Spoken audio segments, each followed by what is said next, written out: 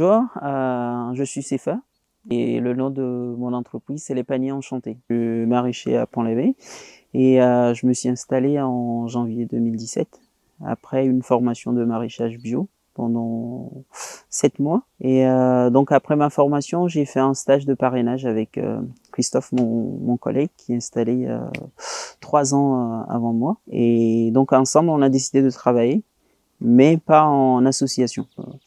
On voulait éviter les postes où il y a des tensions, c'est-à-dire argent et puis temps de travail. Donc ce qui fait que chacun a son exploitation, c'est-à-dire la partie où il y a plus d'heures de travail, c'est-à-dire les tunnels. Donc chacun s'occupe de ces tunnels. Et puis en planchant derrière, on a 1,5 hectare et qu'on partage à deux. Donc je produis une quarantaine de légumes, voire plus, avec plusieurs variétés. Je compte pas mes variétés, mais il y en a pas mal. Si Christophe n'était pas en bio, directement, je vais m'installer en bio. Pour moi, ça c'est ma logique. En fait, je trouve que faire du conventionnel, c'est plus dur que faire du bio. Pour moi, en tant que CFA. Parce que là, maintenant, là, dans mon sol, là, j'ai mis du compost, ok? J'ai mis du compost, je connais pas la quantité. Si vous me demandez quelle quantité de compost t'as mis dans ton sol, je connais pas. Par contre, en conventionnel, il faut que je sois rigoureux. Il faut que je calcule telle quantité et tout pour ne pas soit appauvrir mon sol ou déséquilibrer mon sol. En bio, j'y vais. Quand ça pousse bien, c'est bon. La preuve, j'ai pas fait, ça fait 5 ans, j'ai pas fait d'analyse de sol et tout marche bien. Pour moi, c'est plus facile pour moi de faire du bio que du conventionnel. J'ai fait une formation en aménagement du territoire et à Lorient. Donc le Master 1 et le Master 2. Et mon premier stage de Master 1, c'est sur les réqualifications des friches agricoles. Donc par ici, il y a beaucoup de friches. Et le problème, c'est que les propriétaires, ils veulent pas laisser ces friches-là aux personnes qui veulent s'installer. Parce qu'un terrain agricole est moins cher. Par ici, c'est autour de entre 4000 et 7000 hectares. Alors qu'un terrain constructible, ça monte. Donc, ils préfèrent garder ces terrains-là en croisant les doigts qu'un jour, ça va devenir constructible. Et pour le Master 2, c'est pour l'approvisionnement de la restauration collective en Pays de Vannes par rapport au circuit court. Donc, mes 2 stages m'ont permis de mettre un pied dans le monde agricole. Et à la fin de ma formation, donc pour trouver du boulot, la grande question. Et j'ai fait pas mal d'entretiens qui n'ont pas marché, mais je voulais pas rester plus de 6 mois sans travailler, de passer d'entretien en entretien. Donc dans la foulée, mes après-midi, quand je travaille pas, je venais aider Christophe au champ. Et donc il m'a proposé, si ça t'intéresse le maraîchage, j'ai des terres, et donc tu peux t'installer avec moi. Mais sur quelle base pour le moment, on ne sait pas, mais on va réfléchir ensemble.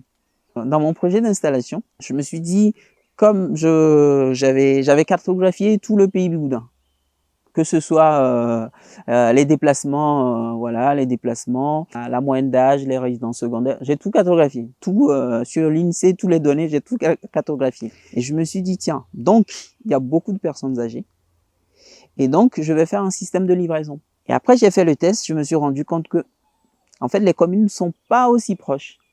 Voilà. Il y a 10 minutes par ici, 5 minutes par là, et faire tout le trajet, donc tu prends une journée de livraison. Alors je me suis dit non, il faut changer. Donc, comme il y a beaucoup de personnes de notre âge qui veulent consommer du local, je me suis dit ok, donc je vais faire mon site internet. Et comme ça va être comme un drive. Donc tu es dans ton lit, tu commandes ton panier et tu vas au dépôt et puis tu récupères ton panier. Et au final, c'est ce que j'ai fait. Donc les clients, ils commandent sur mon site internet, je prépare et je dépose à Saint-Jean-Entre-Limon à partir de 16h. Donc ils viennent chercher, c'est une épicerie qui fait crêperie aussi. Et donc ils viennent chercher chez elle et elle gère tout, elle gère le paiement aussi. Parce que à la base, si je faisais le paiement en ligne direct, ça veut dire les gens, quand ils viennent, ils prennent leur panier et puis ils regardent même pas ce qui est dans la boutique. Voilà. Donc avec un paiement à livraison, les gens, ils achètent autre chose. Chez elle, il y a des fruits, elle fait des crêpes, elle a du riz en vrac, il y a plein de trucs. Et puis voilà. Donc vendredi, elle fait ses meilleurs chiffres. Et puis, ceux qui n'arrivent pas à chercher leur panier vendredi, ils les cherchent samedi. Pour moi, le label bio, c'est du marketing. Le label bio ne veut pas forcément dire, pour moi, en tant que maraîcher, la qualité de ton produit.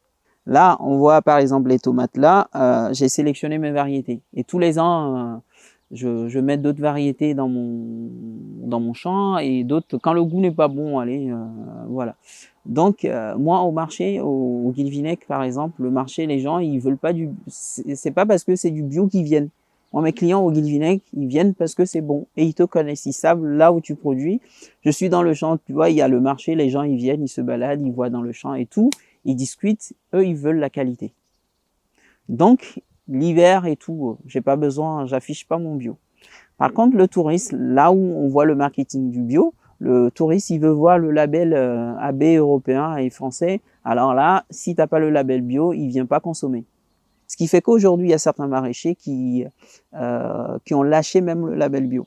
Moi, je l'ai pas fait parce que mes surplus sont vendus au magasin. Les magasins, ils ont besoin de ta certification. Et là, je peux pas me permettre, voilà, c'est juste ça. Sinon, le label bio, tous mes clients en panier, là, c'est pas le label qu'ils achètent. Et surtout, ce qui est marrant au marché du Guilvinec, c'est pas des militants. Mes clients, c'est pas comme les clients de la Biocoop où c'est vraiment des militants, des gens qui veulent vraiment consommer du bio, qui y vont. Non. Et ils viennent parce que voilà, c'est des bons légumes, ils viennent, ils achètent. C'est tout.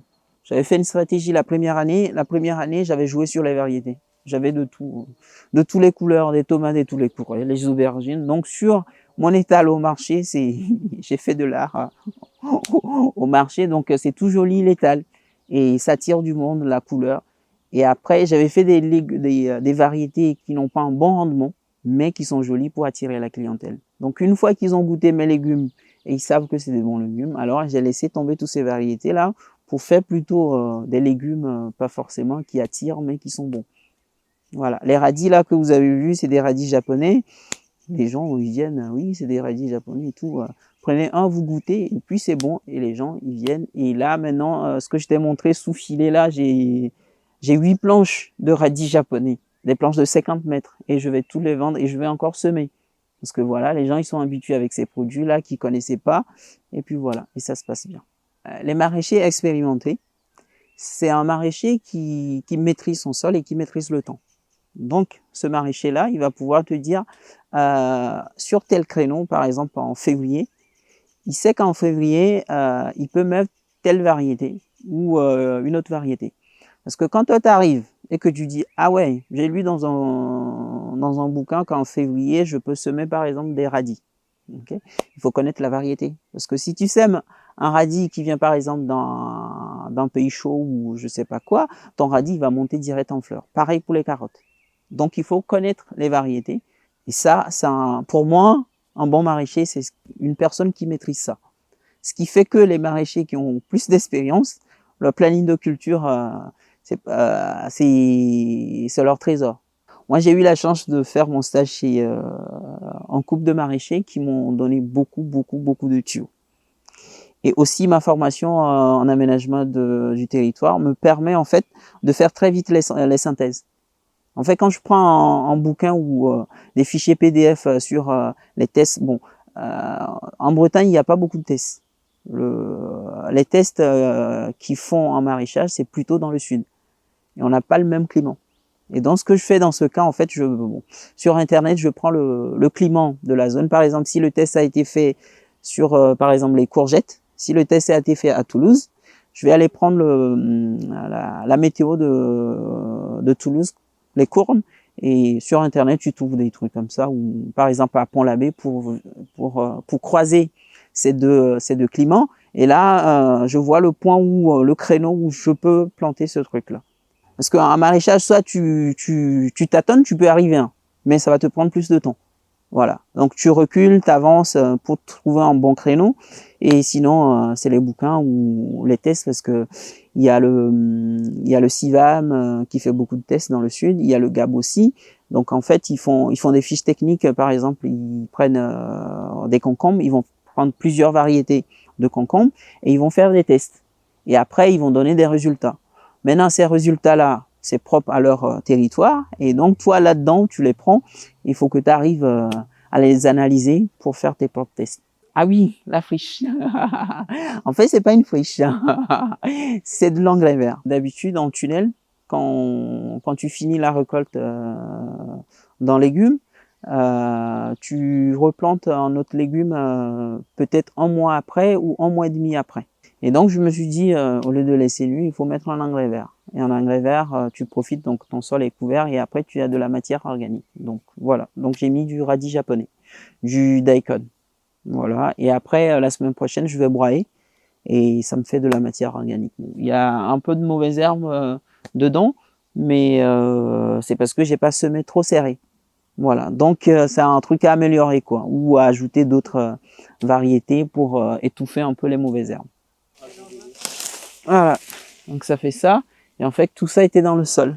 Donc, ça casse un peu ton sol. Et quand tu broies tout ça, ça te fait de la matière organique, quoi. Dans l'année, donc j'embauche à partir de mi-juin jusqu'à fin août. Voilà, j'embauche une personne. Pourquoi? Pour plus faire les marchés. Parce qu'au marché, là, j'ai une salariée et puis j'ai une stagiaire. Et donc, on fait le marché à 3. J'embauche, voilà, pour cette période-là. Après, il n'y a pas besoin, tout seul, ça le fait. Donc, tu t'installes tout seul. Et après, ce qui se passe, c'est que tu as des deux bouchées. Soit tu dis, je les prends pas. Donc, tu restes comme nous, c'est-à-dire tout seul. Et l'été, quand il y a un pic de production, t'embauches quelqu'un. Soit tu dis, il y a le marché, je les prends. Donc, pour prendre ces marchés-là, tu peux pas être seul. Donc, tu prends des salariés. J'ai pas ce tempérament-là, donc voilà, je peux pas, donc je le fais pas. Et au final, quand tu prends, voilà, quand tu prends les exploitations avec plusieurs salariés ou l'exploitation avec un seul salarié, quand tu regardes le bénéfice, c'est à peu près pareil. Et souvent, on a des stagiaires.